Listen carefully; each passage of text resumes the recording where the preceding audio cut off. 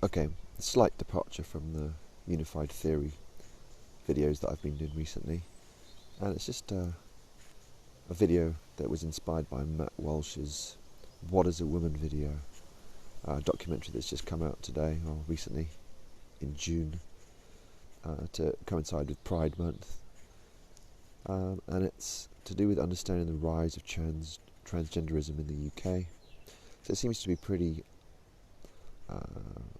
unarguable that there's been a rise in referrals of children to clinics to change their gender, or to be referred at least to gender identity development services. So they're saying in the last decade, or in less than a decade, there has been a 1,460% increase in the referral of boys, and a 5,337% increase in girls referred to gender clinics. Let's just repeat that. For girls, there's been a 5,000% plus referral. 5,000% in less than 10 years. So anyone who's got children at school, or knows children at school, will hear stories of the rise of people in the school, children in the schools, that are identifying as the opposite sex and wish to get their names changed.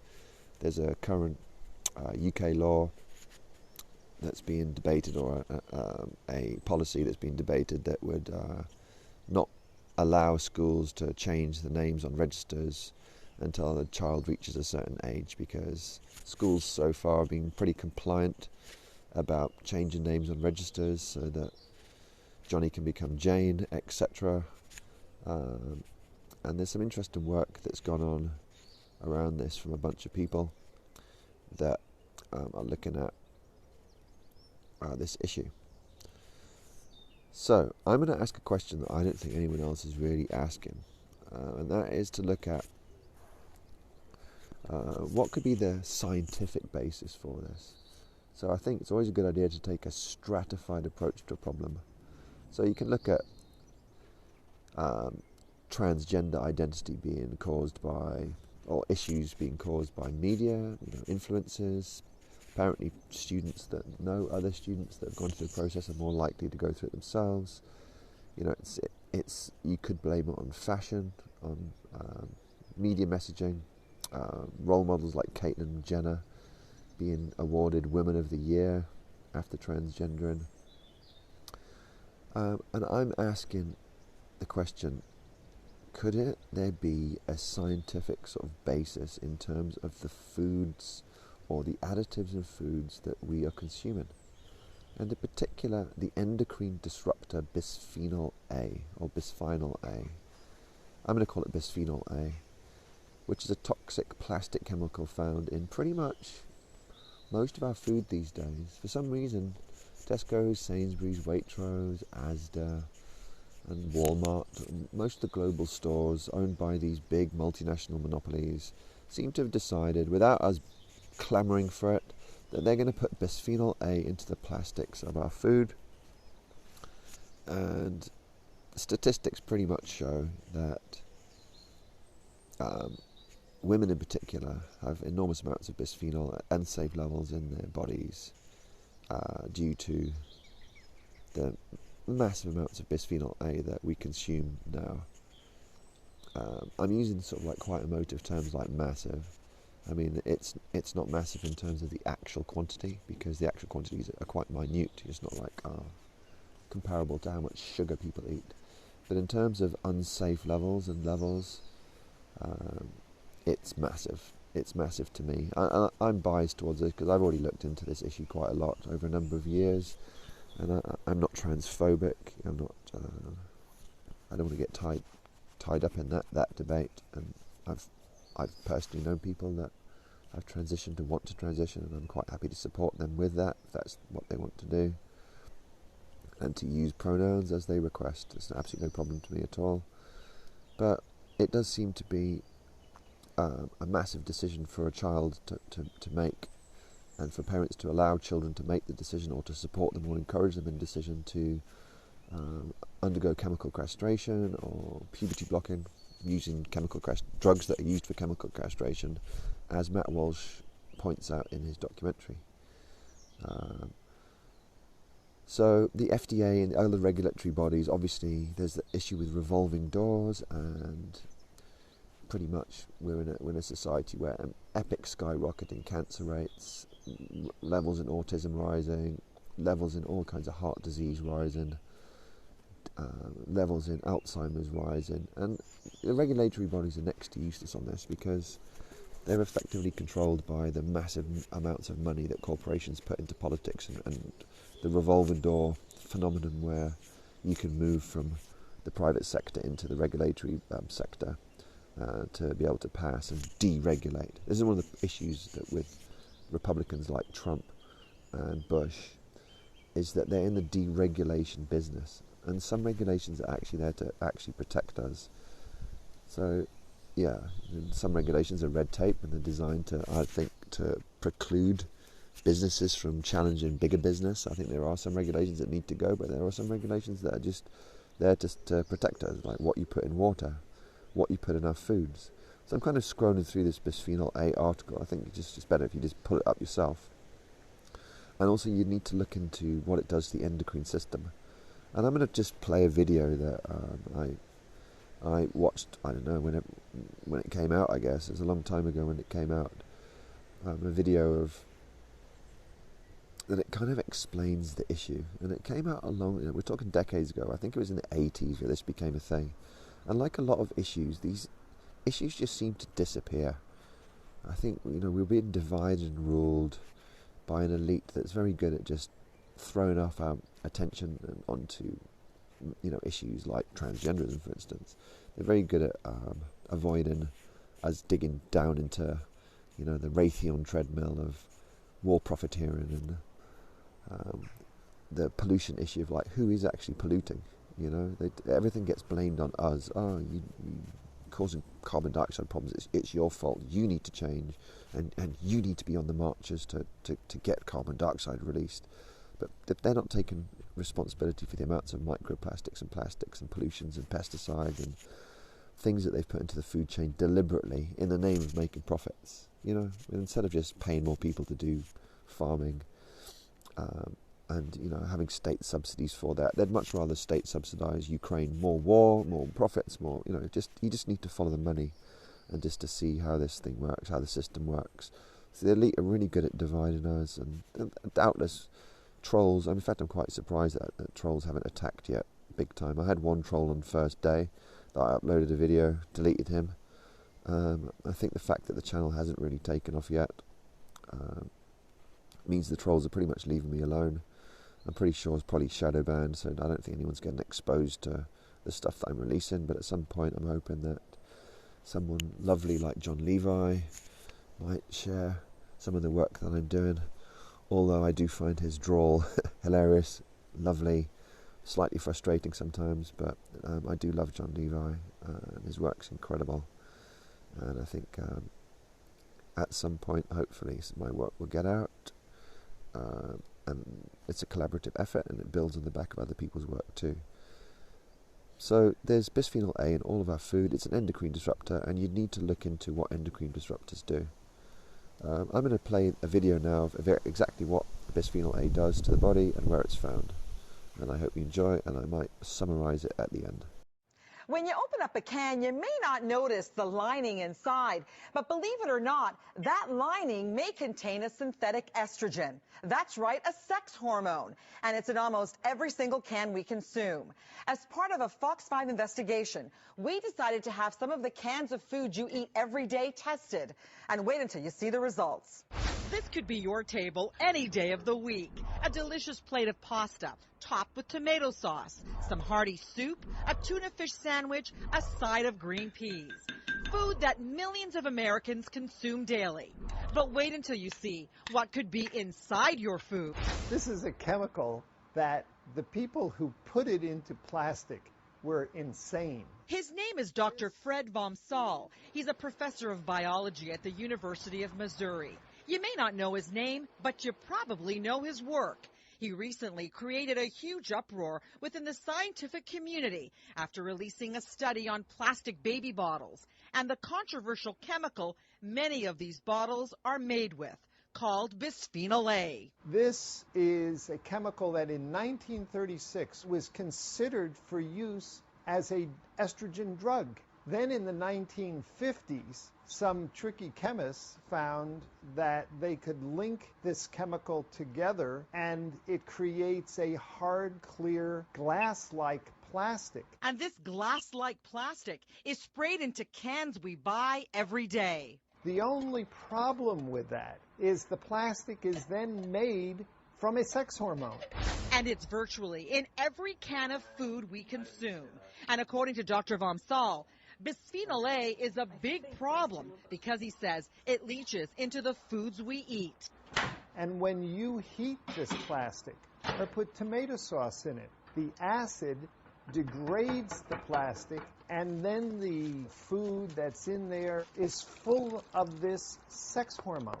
Dr. Vamsal says they have tested Bisphenol A in animals, and the results are disturbing. We started testing it at levels tens of thousands of times below what anybody had ever tested before, and found that it profoundly damaged the male reproductive system. Now we know it causes brain damage, and it causes breast cancer and prostate cancer. So we decided to do our own tests of common foods we eat every day. We went to different grocery stores and purchased tomato sauces, soups, peas, tuna fish, as well as plastic containers and food wraps. We then sent them all to Dr. Vamsal's lab in Missouri for testing. The food was removed from the cans. The cans were all cleaned, washed multiple times with water, allowed to dry, and then we put ultra-pure water in the cans to determine how stable the lining of the can was when just faced with water being in contact with it for 24 hours. The results were concerning.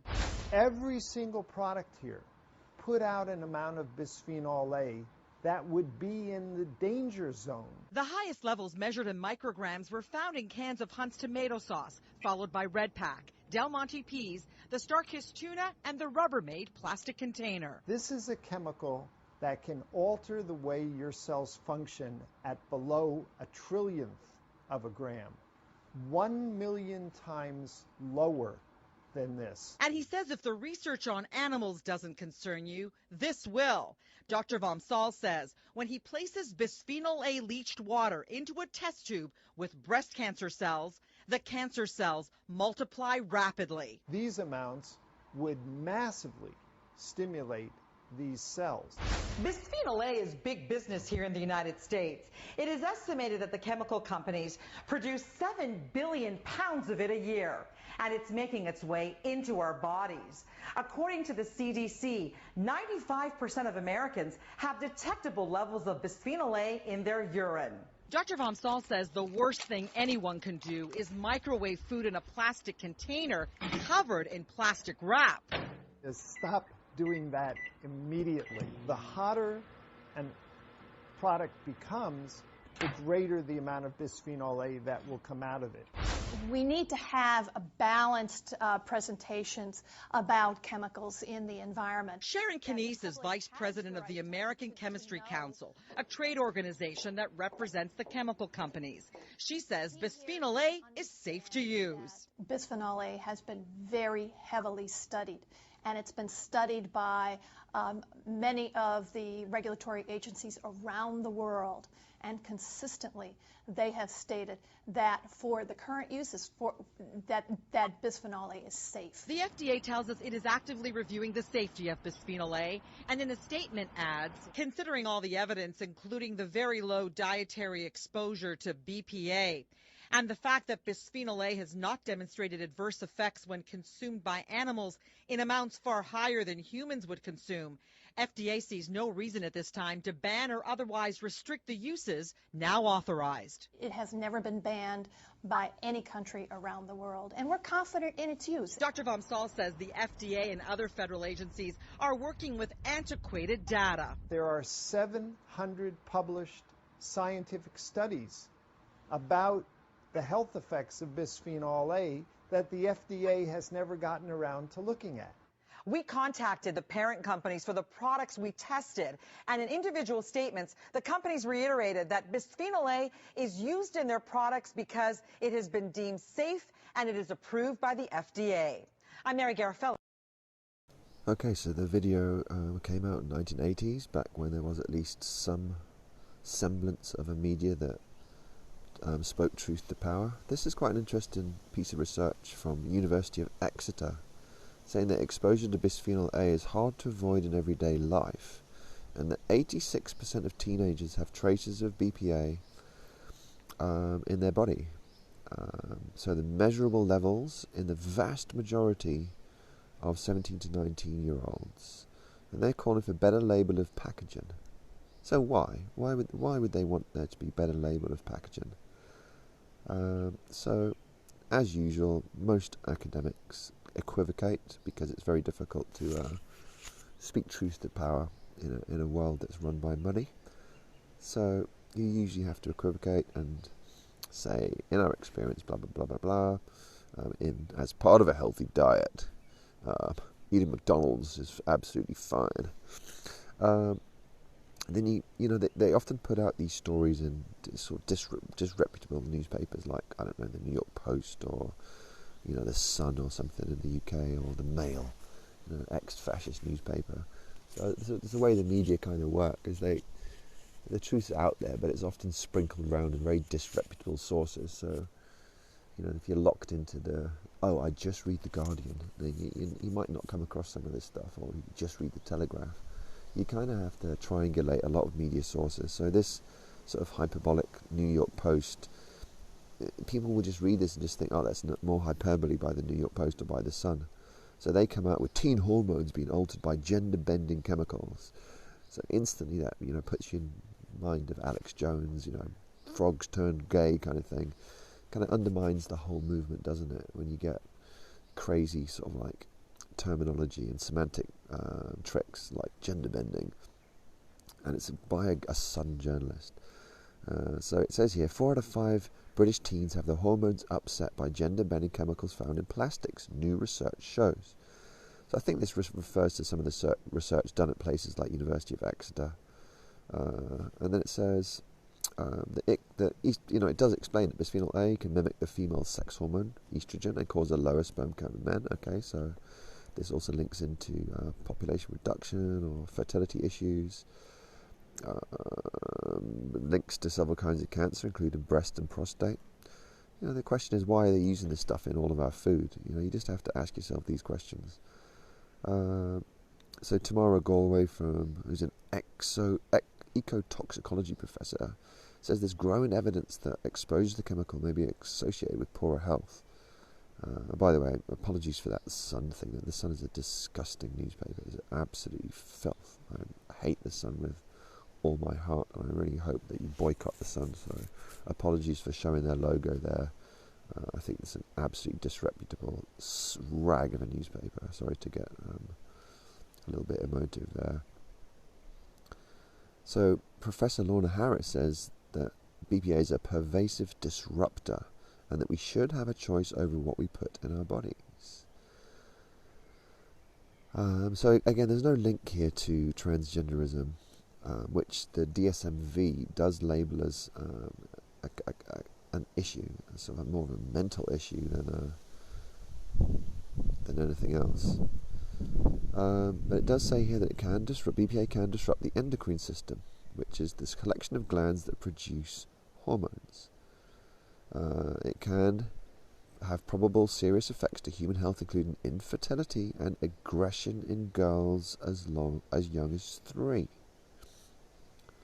And then, of course, you've got the alternative view. Cancer Research UK, thanks guys, suggests there's no convincing evidence that BPA increases a person's risk of cancer.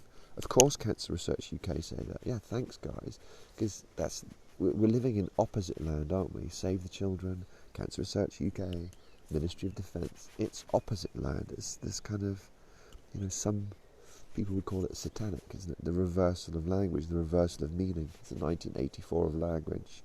Of course, Cancer Research UK say that there's no risk. Of course, Greenpeace are targeting Russian oil vessels. Of course, Greenpeace are targeting Russian oil vessels. Let's forget Saudi Arabia's war with Yemen. Let's just target Russia, because Greenpeace, like many of these things, just seem to be complete controlled opposition. So British plastics industry says at current exposure levels, plastics containing BPA pose no consumer health risk. None. There's absolutely no consumer health risk at all. So I just wanted to go back to, just to finish this thing off, it's just to quickly look at just some stats here that you might just want to look at. Is that women's exposure to BPA? You can just see there that's looks like over 90% of women are exposed above the given dose into quite dangerous levels of BPA, especially in their breast cells and in their reproductive system. And then can this then transmit into the fetus and then the embryos? And I think the answer is probably yes.